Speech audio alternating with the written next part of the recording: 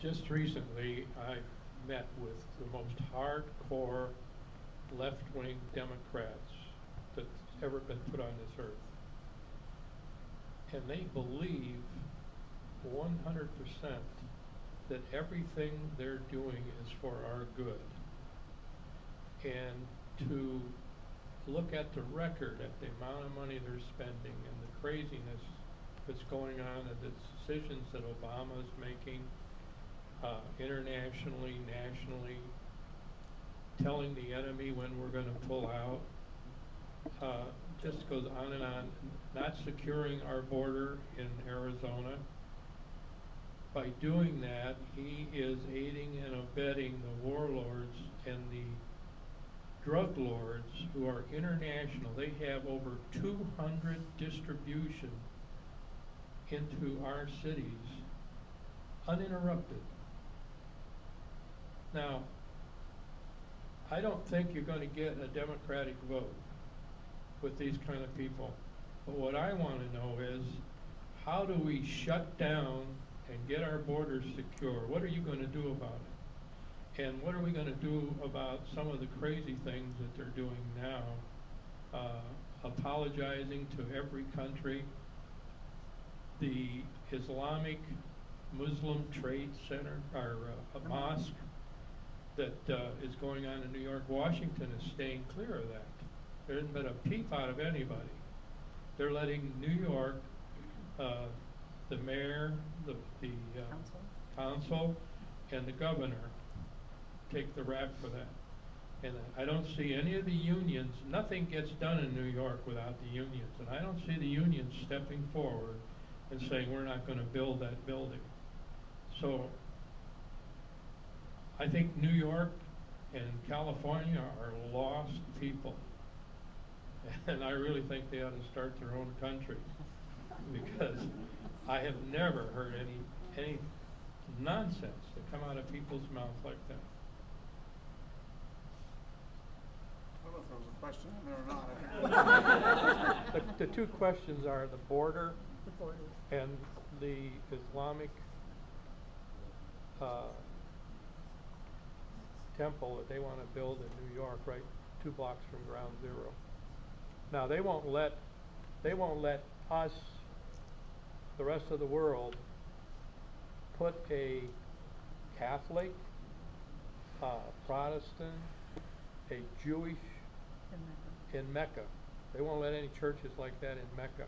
But they think that they can come over here and put this, I don't know how much money it's going to cost. 110 million. Huh? 110 million. $110 million building, which they won't say where the money comes from, and they're just going to plunk it down, and everybody's going to be happy. Well, to answer your question, I do believe we need to secure the borders. We need, if there's a leaky faucet, you shut the water off first before you fix the faucet. And I think we need to secure the borders. We need to put boots on the ground, and we need to make sure that we secure those borders and stop people from coming in. The other thing we need to do is, from a standpoint in the country already, you need to enforce the laws you already have. We already have laws for business owners who employ illegal aliens, and we need to enforce those laws. I was with somebody today who told me that he found out that he had 5 illegal aliens. And once he found out, now, how he found out was their social security numbers didn't match up with the federal government. Once he was notified, he eliminated them, eliminated a whole shift. But he says that's how strongly he believes, and he was concerned about the penalties.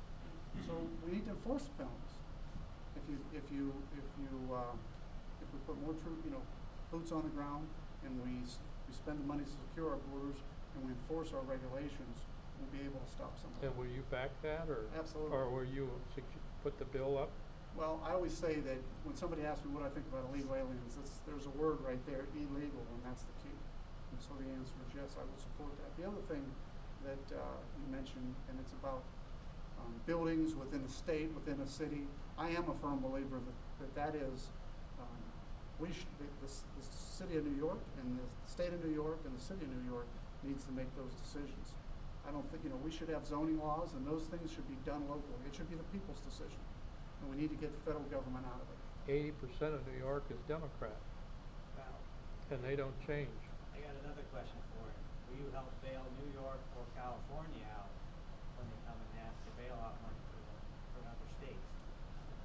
they're doing, they're bankrupting themselves, not like the loss, but all these social programs and things, and you know, the state of California, I mean, they're running huge deficits.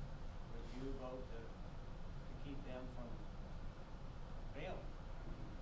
You have to let people fail to rebuild. We're a capitalist society. We have to let people fail. We cannot continue to, look, where's the money coming from? Right now, it's borrowed money. It's money today, it's borrowed from China. And we're borrowing a massive debt that we're gonna have to pay back. What we really have to do, and I look at this as a business owner would. If I had a business with multiple divisions, the one division can't continue to pay for the other division. It has to be able to self-sustain itself, and we have to start realizing that. Ohio's going to have a record deficit next year. California's going to have it. Where's that money going to come from? The states are going to have to take more responsibility. They're going to have to do that. Lydia Black has a again, question. I'm a farmer. My husband and I are farmers here in Wayne County. And in your district, a large portion of the resources and financial assets of the district are related to the food industry, food and farming and production. We have a lot of dairy facilities. We have a lot of food manufacturing facilities. And those are the businesses that are doing okay right now and are actually expanding and hiring. The J.M. Smucker Company in Orville is building a huge building and expanding and adding new employees. And your district is Ashland, Wayne, Stark. The food industry and the production agriculture industry is very strong in this area. And we wanted to know from a farm standpoint how you feel about the trade agreements, the free trade agreements, or what's your stand on the free trade agreements? Well, my opinion with free trade is that we have 65% of the businesses in this country rely on the global market. So there is a reliance on global market, and we are a global market, and we have to be willing to live within a global market. So we have to have free trade. Is there a difference between free trade and fair trade? Well, I think there are issues, absolutely. When you talk about deregulation of dollars in China and all those things, and there is a difference, yes. And I think we need to look at that, absolutely. So you would vote for new free trade agreements with some of these small countries? I think we need to make sure that we vote for things as, right now, the number one concern is spending and jobs. And I do believe that we need to always look at those two things as we continue down the path, because our economic survival will be by building jobs, growing jobs, and reducing our deficit. And the answer to you is, yes, we need to look at free trade, fair trade, as you're talking about. But when you ask would you vote for, you need to see what the legislation is. I don't know what the 2,000-page bill is going to be, and every piece of legislation would have to be reviewed one-on-one.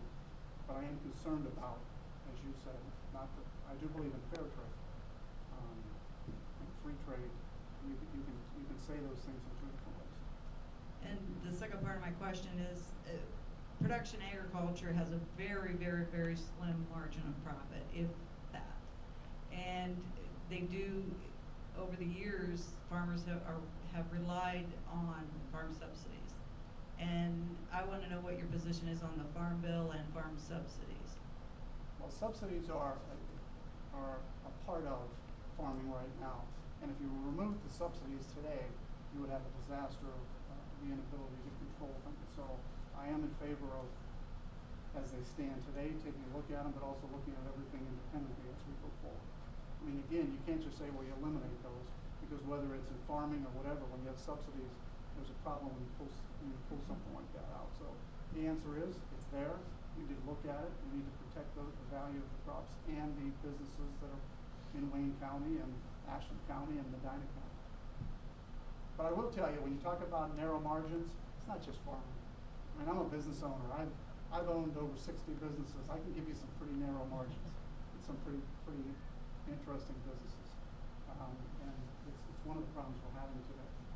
Is that why are the margins so narrow? A lot of expenses are going up. A lot of expenses that are being pushed on to us by the federal government today. And we do have narrow margins. That's why we can't afford them. just not fun.